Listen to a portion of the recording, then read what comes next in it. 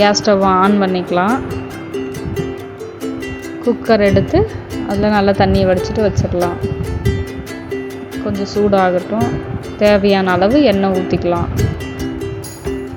எண்ணெய் ஊற்றிட்டு ஒரு 2 நிமிஷம் காயிட்டும். நல்லா காயறதுக்குள்ளே பிரியாணி இலை, பட்டை, ஏலக்காய், ரோஜாப்பூ இலை அது எல்லாமே எடுத்து வச்சுக்கலாம். ஒன்று போட்டு பொரிஞ்சிச்சு. இப்போ எல்லாத்தையுமே அதில் சேர்த்துக்கலாம். நல்லா பொரியுது, வெடிக்குது எல்லாமே. இப்போ பச்சை மிளகா 3 மிளகாய் கீரி எடுத்து வச்சுருக்கேன். மிளகாய் போட்டுக்கலாம். மிளகாய் போட்டு ஒரு கிண்டி விட்டுறலாம். அடுத்து பெரிய வெங்காயம் நீல வாட்டில் கட் பண்ணி வச்சுருக்கோம். அந்த வெங்காயத்தை எல்லாம் அதில் ஆட் பண்ணிக்கலாம். ஆட் பண்ணிவிட்டு நல்லா கிண்டி விட்டுடலாம். கொஞ்சம் வெங்காயம் சீக்கிரம் வதங்கணுன்றதுனால வந்துட்டு கொஞ்சம் தேவையான அளவு சும்மா கொஞ்சமாக லைட்டான அளவு தூள் உப்பு வந்து அதில் ஆட் பண்ணிக்கலாம். ஆட் பண்ணிவிட்டு நல்லா கிண்டி விட்டோம்னா இன்னும் கொஞ்ச நேரத்தில் 2 நிமிஷம் ஒரே செகண்டில் வதங்கின மாதிரி ஆகிடும்.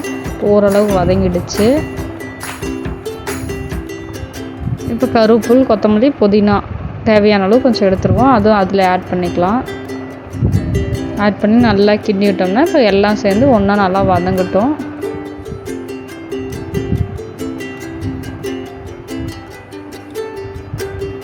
நல்லா வதங்கி வந்துட்டுருக்கு.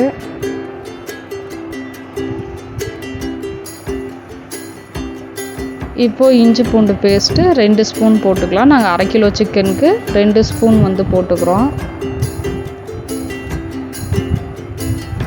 நல்லா அடி பிடிக்கும். நல்லா எண்ணெயிலே வந்து ஃபுல்லாக இஞ்சி பூண்டு பேஸ்ட்டு ஃபுல்லாக வணங்கணும்.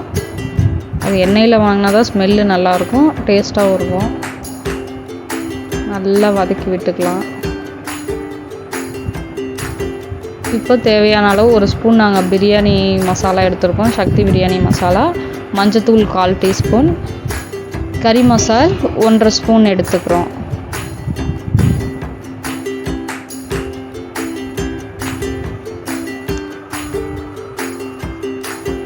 அதுவும் அதில் ஆட் பண்ணி ஃபுல்லாக எண்ணெயிலே அது கூடயே நல்லா வதங்கணும். அப்போ தான் மசாலாவோட பச்சை வாசனை போகும். தக்காளி 5 தக்காளி அரைச்சி வச்சுருக்கோம். அந்த தக்காளியை அரைச்சி அதுலேயே நல்லா பேஸ்ட் மாதிரி ஊற்றிக்கலாம். ஏன்னா நாங்கள் கட் பண்ணி போட்டால் சாப்பிடும்போது டிஸ்டர்பாக இருக்குன்றதுனால நாங்கள் அரைச்சி எப்போவுமே ஊற்றிக்குவோம். அதனால் நல்லா இப்போ பாருங்க ஃபுல்லாக கலர் சேஞ்ச் ஆகிடுச்சு. இப்போ தக்காளியோட பச்சை வாசனையும் எல்லாம் போகணும்.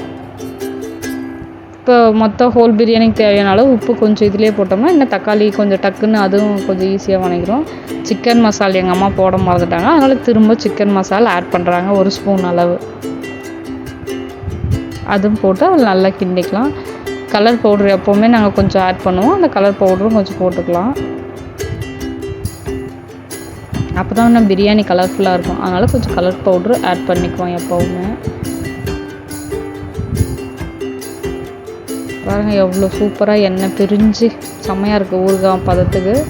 இப்போ 1/2 கிலோ சிக்கன் இருக்குது. அது நல்லா கழுவி வச்சுருக்கோம். அதை எடுத்து சிக்கனை இப்போ இதிலே போட்டுக்கலாம். போட்டுட்டு நல்லா கிண்டி விட்டுடலாம்.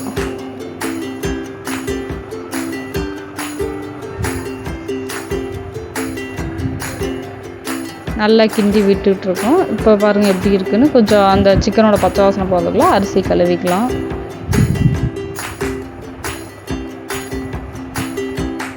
தண்ணி ஃபுல்லாக வடித்து எடுத்தாச்சு. அதுக்கப்புறம் அரிசியை வந்துட்டு எடுத்து போட்டுடலாம். நாங்கள் வந்து 1 கப் அரிசி போட்டிருக்கோம். அதுக்கு வந்துட்டு நாங்கள் 2 கப்பு தண்ணி வச்சுருக்கோம். சிக்கனுக்கு கொஞ்சம் சேர்த்து ஒரு 1/4 கப் மாதிரி வைப்போம். ஃபுல்லாக இப்போ தண்ணி தேவையான அளவு அதில் எல்லாமே ஊற்றிக்கலாம். அந்த 2.5 கப்பு தண்ணியும்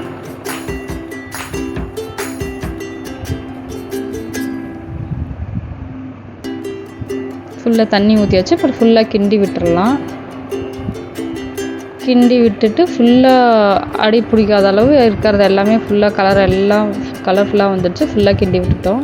இதுக்கப்புறம் கொஞ்சம் உப்பு பத்தாத இருந்தது. அதனால் கொஞ்சம் உப்பு மட்டும் ஆட் பண்ணிக்கிட்டோம். ஆட் பண்ணிவிட்டு கொஞ்சம் டேஸ்ட்டு மட்டும் பார்க்கலாம். உப்பு சரியாக இருக்கான்னு சரியாக இருக்குது. அதனால் நாங்கள் க்ளோஸ் பண்ணுறோம் குக்கரை. 2 விசில் நாங்கள் விடுறோம். 2 விசில் விட்டதுக்கப்புறம் விசில் வந்துடுச்சு. இப்போ எடுத்துக்கலாம். ஓப்பன் பண்ணியாச்சு. பாருங்கள், நல்ல சூடாக ஆவி பறக்க தயாராகிடுச்சு. இப்போ நல்லா கிண்டி விட்டுக்கலாம்.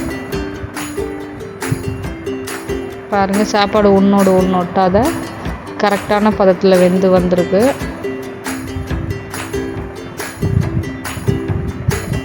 அடியும் சுத்தமாக பிடிக்கவே இல்லை, நல்லா வெந்து வந்திருக்கு. குலையும் இல்லை, நல்லா இருக்குது சாப்பாடு. நல்லா ஃபஸ்ட்டு கிண்டி விட்டுக்கலாம்.